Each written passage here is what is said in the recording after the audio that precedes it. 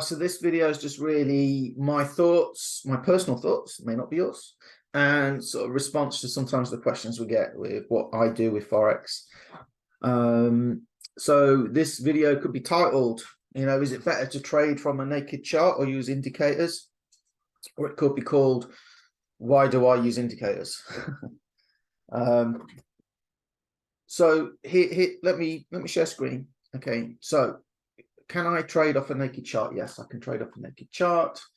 I've put a couple of arrows on here for some stuff, but look, I mean, you're looking here, look, the reason why have I done this? Well, like definitely down here, the last down before an up move, there's an order block or a banker's candle or an institutional candle, and if we come up here, the last down before an up move is technically there. Okay, so I don't know why that one got drawn there. But that sometimes happens with bankers candles, right? So we're obviously in an uptrend at this part at least, and then we break structure here. So we're going up, okay? If we put a line across there, this is lower than that, right? So we can expect a retracement, and you can put on your golden zone or whatever you want to call it, the 71.78 zone. So when you get a break of structure like that, often the price will pull back to the 71.78, and then you can expect a reaction off this area here. You go and target previous lows. Now there's imbalance down here, so that makes a great target. So I know for a fact the price is going to come down to there. I don't know when. If I knew when, I'd be a multi-millionaire. Okay, so you might expect, well, we've broken structure, we've got a high, we've got a lower high, we've got a lower low, we've got lower high. You might expect that to continue, but as you can see, it didn't. So hopefully you'd have locked in some profit here where it filled this imbalance, right? So if you know imbalance, filled that in, right? So yeah, I mean, typically if I did want to trade off a naked chart, and when I do, which isn't very often, but I do it sometimes to like help directions and stuff. What my first protocol really is, well, show me imbalance. So I'll look for imbalance. Okay, I also look for like bankers candles, so there should be a bankers candle there. Okay, there are indicators that can help with that. The smart money, there's order blocks. I mean, order blocks, if I put that on there, you see where I've just drawn that line. If I move that away, look, okay, so there, there's an order block there, and you expect the price to come back to that. Question is that the one that mitigated it? I think it must be, actually. So that candle there came down to there. That's what we're expecting. But is it going to happen later on over here? No, that was the one by the looks of it. Okay, but I do know that imbalance still has to be filled. So, sure enough, this imbalance was filled. Okay, yada, yada, yada. Right, so that's how you trade a naked chart. And you can, if you do this, you can get some really nice moves. Like I say here, I would have hoped that it would have carried on a downtrend, but it didn't. It broke structure again, so you have to go with that. You got imbalance here. It's going to fill this imbalance here, which it did perfectly. So this candle's all buy, no sell, right? So I knew the price would have to come down to there. Now this fib zone, it worked brilliantly. Look, I mean, this is mastery, guys. This is this is all good. Not knocking it. So here I put an arrow where it reacted off the 71.78 zone. Again, you don't know if it's going to bounce off the bottom, it's going to hit the top, whatever. There's no imbalance there. Other people call this a supply demand zone, or some people call it consolidation. This is like a banker's box, or it's what else do they call it? It's like a volume profile thing as well. They've got to put the volume on here. In fact, let's do that. Volume profile, fixed range. So you can put your volume on that bit there, and point of control. Oh, sure enough, the price went straight to the point of control. So it's not like I can't do this stuff, guys. Okay, it's just this, right? It's just this. So let's take that off, right? From when you decide that is the low, right? Because obviously you might have thought the low was up here at one point. You probably thought that was the low on that candle there. Okay, when it kind of got stuck a little bit, look. But obviously the price pushed down, right? So you mark it up in retrospect. I haven't got a problem with that. That's all cool, right? It's all good. And if I measure the time, let's suppose, and then you realize that is the low back here, right? Back of this candle here. For it to come up and nearly touch is 4 days, 9 hours. And when it definitely did, no doubt touch, that was 4 days, 18 hours. Or you can do this. Oh, by the way, with this as well, I've marked this in. If you're not sure about any of this, if you go and get like a harmonic scanner, this is the one I have. GBP NZD is on there. There's the I've put it on London time. Look, so it's the 20th of October at 11 a.m. You've got a potential reversal zone. So you come to the chart, and sure enough, I think that's like, look, there's a banker's candle there, institutional candle, whatever you want to call it. So if I extend that line across to the pit, and again, mastery, guys, this is mastery, right? This is really good. So you draw these in, you know they're your point of interests, and away you go. Now, let's look at this bit here then. The scanner's told me Paul, you got a potential change of direction. We're expecting that to go down up because the price from D will always want to retrace back to C, right? This is what I do. I'm going to clear some of these lines that I've drawn. Okay. So you can do it that way. And if I do it that way, actually, let's just, here's my 71, 78 zone. So what you would do is you would say, okay, well, I expect the price to retrace back to there and then come down. So you have to put your entry right on that line, because you don't, like I say, you don't know if it's going to bounce off the bottom of it, go halfway, go to the top of it, even go a bit further up. So then you have to decide where you're going to put your stop loss. It would make sense to put it above that area there, right? Just above all those candles. So you put your stop loss there. And then, you know, you pull that down and you got a 1 to 5. That's amazing, right? I'm not knocking it, right? Target those previous lows there. You've got a 1 to 5. Now what I will say is, you see a lot of people say, yeah, and look, you could target previous lows. So you either go there, or you go there where this area is, or that imbalance has to be filled. So you could come down to there, and you got all this potential. But of course, you normally see that in retrospect. You don't normally see it live trading. And one of the reasons for that is it took, was it 5-6 days for that to go from there to there. That's why you don't see live trades, because it takes too long. I can't do a video saying, hey, watch me for the next 5-6 days. So anyway, that's a nice, decent one. And really what you do is you determine where you want to get out. So 1 to 5 is very good. That's fantastic, right? And this is a great, guys, this is mastery. This is great. It's fantastic. This is what I do, though. I'm going to turn that off. Okay. I'm going to get rid of this. Paul, the scanner, is telling you price should go up round about that area. So I come round about this area here, and I'm not sure, and it hasn't really. If you look at it on this time frame, I guess that's a fairly decent move. Now let's turn on this thing called straightforward forex. How do I know when to get in? Oh, well, Paul, we've got an up zone. Ah, okay. So I missed out on this, but now I've got an indicator telling me we are in an up zone, right? So it'd be a long position, a buy. You would get in on this candle. That's a whole hour, remember? So you're going to get in somewhere in that candle. Yeah, where would you put your stop loss? You put it on the body of the bull candle near it, and you got a potential trade there, right? And you got just under a 1-to-1 if you want to do it. And if you leave it in, of course, you get stopped out. But wait a minute, what about if you come down to the 15-minute time frame, lower time frame? Well, now, okay, now that's where the scanner told me to look for it. Now I can get in here. So I got the up zone, but I didn't get the color change to this candle here. Well, it's 15 minutes. I'll go on the candle after, right? So you wait a full 15 minutes. I could boil 5 3-minute eggs. Stop loss goes on the nearest bull candle. And what's that? That's a 1 to 2.5. Well, that's a 1 to 4 potential. Okay. Depends on you where you want to get out. Okay, so that's fine.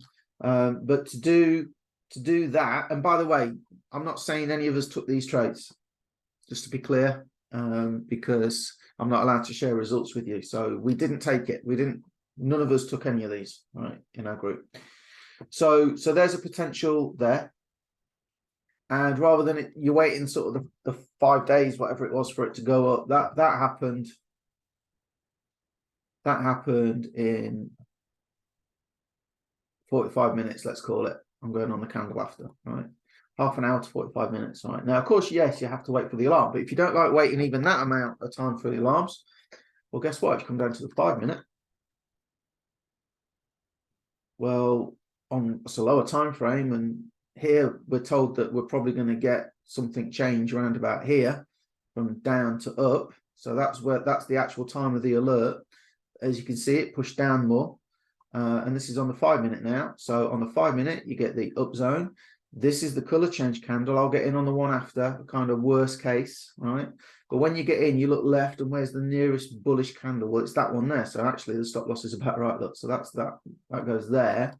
Now I've got my potential, 1 to 6 potential. There's 1 to 5 if you want to go at 1 to 5. I don't usually let them run to 1 to 5. Don't need to. But anyway, and this one, if I got in on that candle there to there, that took 35 minutes. Okay. But if you don't like waiting 35 minutes for your trades, because one way of dealing with not having time to trade is come down to these lower time frames, right?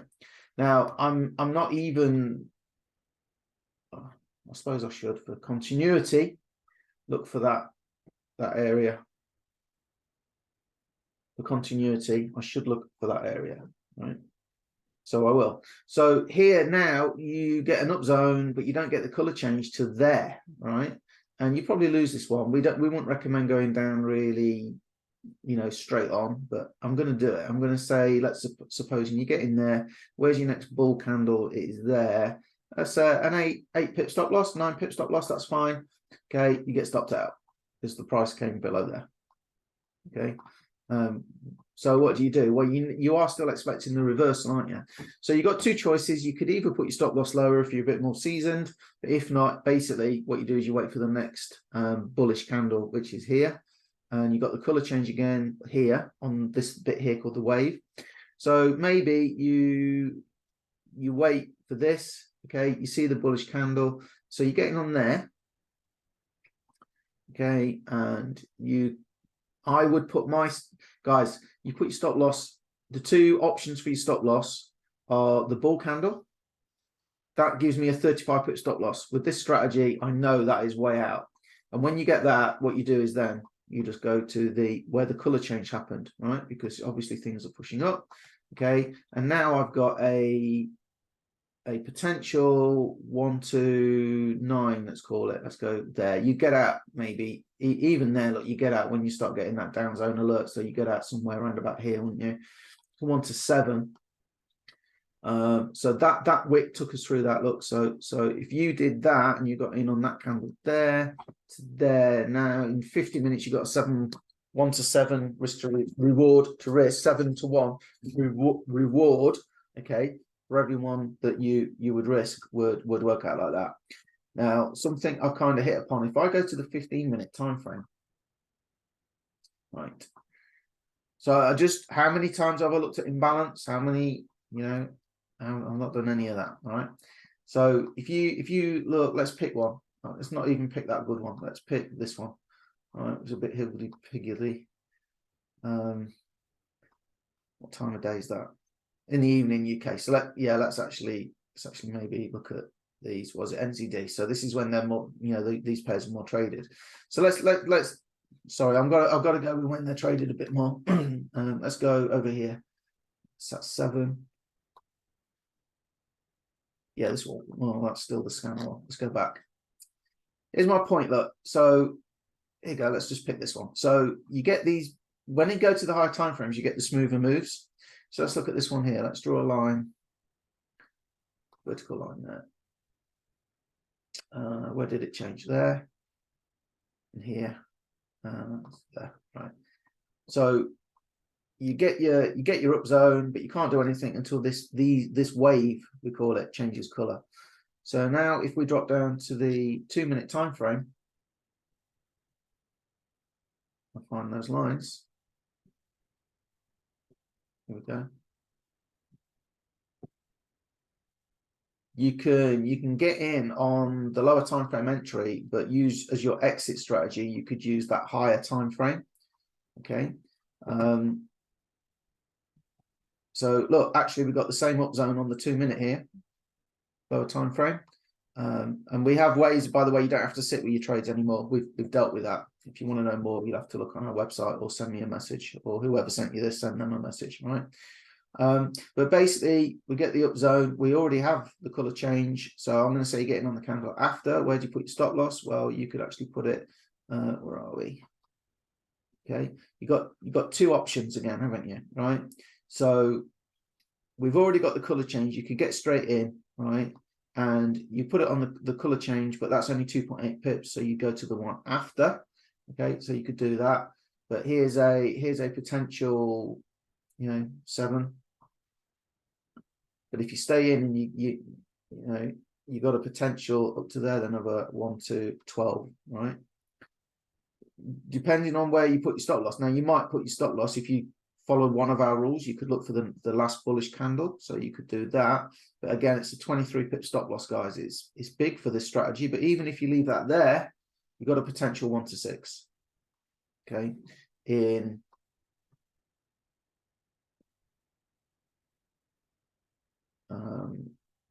1 hour 40 minutes was 3%.